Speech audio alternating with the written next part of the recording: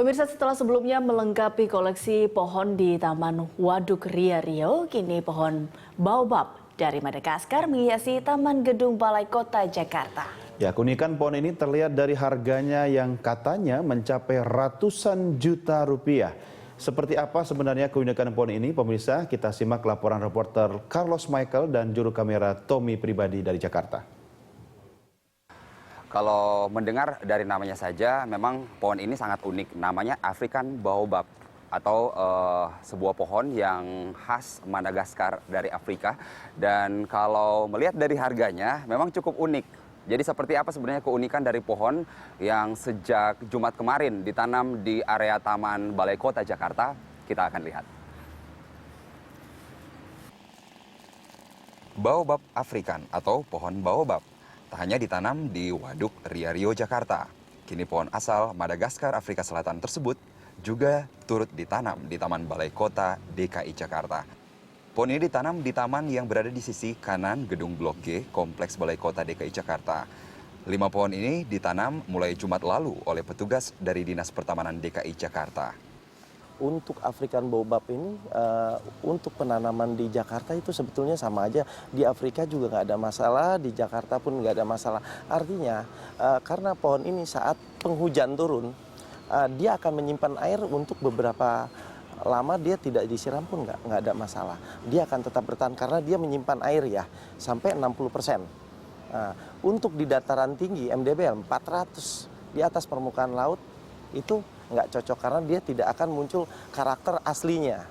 Untuk harga relatif ya, kisaran untuk umur-umur 6 tahun, 7 tahun seperti ini, kisaran 40, 50, 60 juta. Karena memang masih tergolong langka dan pembudidayaannya juga masih jarang sekali. Kelima pohon baobab ini terdiri dari 2 pohon sedang dan 3 pohon kecil. Pohon sedang berdiameter 60 cm dan tinggi 6 meter. Sementara pohon kecil berdiameter 40 cm dengan tinggi 5 meter. Puluhan batu kali juga diletakkan di sekeliling pohon-pohon mewah ini guna mempercantik Balai Kota DKI Jakarta. Jika dilihat dari fisiknya, pohon-pohon ini sebenarnya baru berusia 3 hingga 7 tahun. Harganya?